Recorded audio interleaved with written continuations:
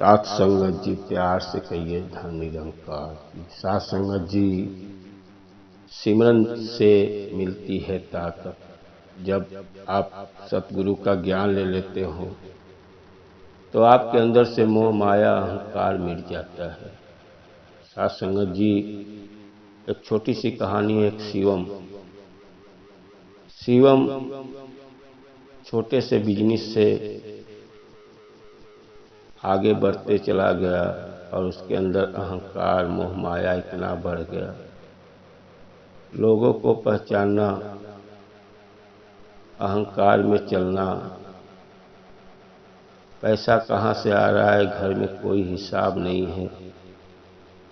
घर में रखा हुआ है, बीबी लेके जा रही हैं, बेटा लेके जा रहे हैं। शिवम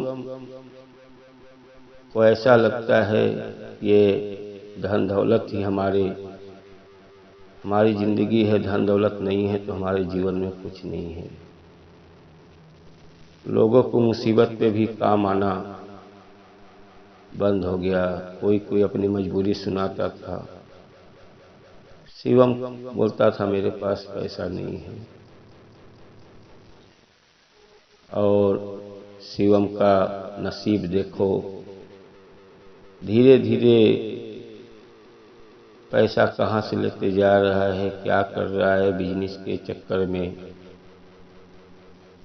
बैंक से पैसा उठा लिया, लोगों से मांग लिया और बिजनेस आगे बढ़ाने के चक्कर में अब वो ऑफिस में भी जाना कम कर दिया। लोग क्या कर रहे हैं क्या नहीं कर रहे हैं।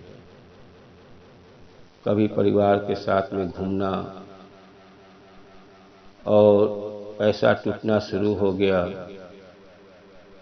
लोग अपना पैसा मांगना शुरू कर दिए। शिवम को समझ में नहीं आ रहा है कि पैसा जा कहाँ रहा है। आंकड़ा मिलाने लगा पैसे का, कितना कर्ज है। कर्ज इतना हो गया है कि सब बेचने के बाद भी पूरा नहीं होगा। अब ऐसा आ गया कि पूरा जो जो घर लिया था, जो जो दुकानें ली थी, सबको बेचना पड़ा। बेचने के बाद अब उसके पास कुछ नहीं बचा है। भाड़े के मकान पे आ गया। लोग देखने वाले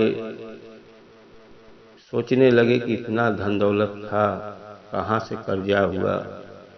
न ये दारू शराब पीता है, न ये आयसी करता है, गया तो कहाँ गया। कोई कोई उससे हिसाब लेना चाहता था लेकिन किसी को नहीं बता पा रहा था, उसको खुद नहीं मालूम है। लेकिन वो अंदर से तो जान रहा था भाई पैसा कहाँ जा रहा था। भाई जिसके ऊपर पड़ेगा उसको तो मालूम रहेगा ना। घर में ला रहा है, बच्चे कहाँ लेके जा रहे हैं, बीवी कहाँ ले जा रही है, माँ बाप कहाँ ले जा रहे हैं, उसको ही मालूम रहेगा। कहीं किसी को हिसाब नहीं दे पा रहा है। 10-15 नौकर काम करते थे, सब अपना अपना कहाँ चले गए। अब तो छोटे मोटे काम करके गुजारा कर रहा है। तभी उसके पास एक सत्संग से जुड़े हुए, निरंकार से जुड़े हुए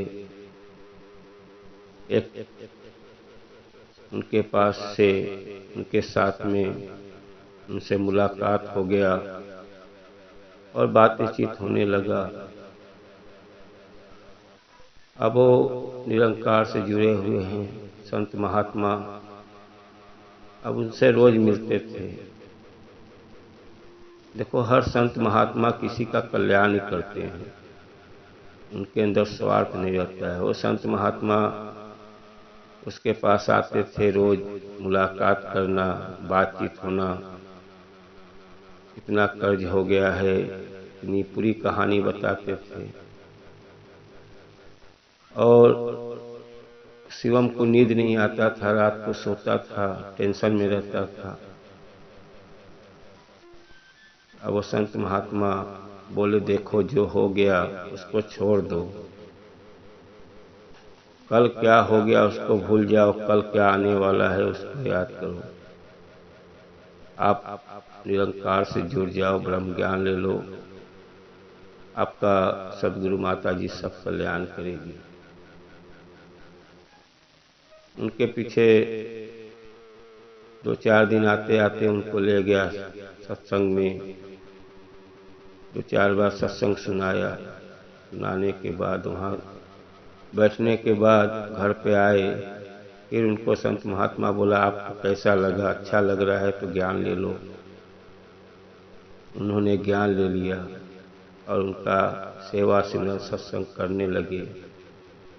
प्रतिदिन उनको सत्संग लेके जाने लगे वो संत महात्मा। 15-20 दिन के बाद वो खुद जाना शुरू कर दिया। उनके अंदर से अहंकार, मोह, माया सब खत्म होने लगा कि हो सकता है अगले जन्म का कर्म, जो हमारा अगले जन्म का पाप था, जो हमको आने के बाद सबका जो जो लिया था भरना पड़ा। उनके अंदर से लोगों से मिलने लगे, बात करने लगे, उनके अंदर से सब कुछ मोह माया अहंकार मिट गया। अभी जो भी उनसे मिलता है इतना प्रेम से बात करते हैं। साध संगत जी, जब आप संत महात्मा सत्संग में जाओगे, गुरु के पास जाने से आपके अंदर से मोह माया अहंकार मिट जाता है कि एक हमारा यहाँ कुछ नहीं है, ये तो भाड़े का मकान है, आज आए हैं कल चले जाएंगे। ये बेटा परिवार सब एक लगाव है, लेकिन आपका साथी नहीं है। आपका साथी तो वही है, सदगुरु है जो आपको परमात्मा से प्राप्ति कराता है। साध संगत जी, जीवन में सब कुछ एक भाड़े का मकान है। भाड़े का जो जो मिला है सब हम यहाँ पे आए हैं, जब जाने लगेंगे तो सब छोड़ के चले जाएंगे। लेकिन हम लोग अहंकार करते हैं, निंदा चुगली लोगों का बुरा करते हैं। साध संगत जी, उससे क्या होता है? बुराइयां आपके पास ही आती है, वो लौट के आपके पास ही आएगा। साध संगत जी, एक सज्जन बहुत अहंकार से भरा हुआ था, ऋषि मुनि के दरबार में गया और बोला ऋषि मुनि, मेरे अंदर बहुत अहंकार है, लोगों का निंदा चुगली बतियाता हूँ। तो वो संत महात्मा ने बोले कल एक रोटी बना के लाना मेरे को खाने के लिए। और वो सज्जन रोटी वोटी बनाया, भाजी जी लेके आया और ऋषि मुनि को देने लगा। बोला ये खा लो, आपने मंगाया था। बोले मैं नहीं खाऊंगा। बार बार वो दे रहा है, सज्जन वो नहीं ले रहे हैं। और सज्जन जब नहीं लिया, जब गुरु जी नहीं लिए ऋषि मुनि, तो बताए कि देखो ये जो आप खाना लाए थे ये मैंने नहीं लिया। भाई, जो मैंने आपने देना चाहा और मैंने नहीं लिया, तो वो खाना किसके पास है? आपके पास ही है। आपने रोटी भाजी लाया, मेरा मन नहीं किया, नहीं लिया, लेकिन वो आपके पास ही रह गया।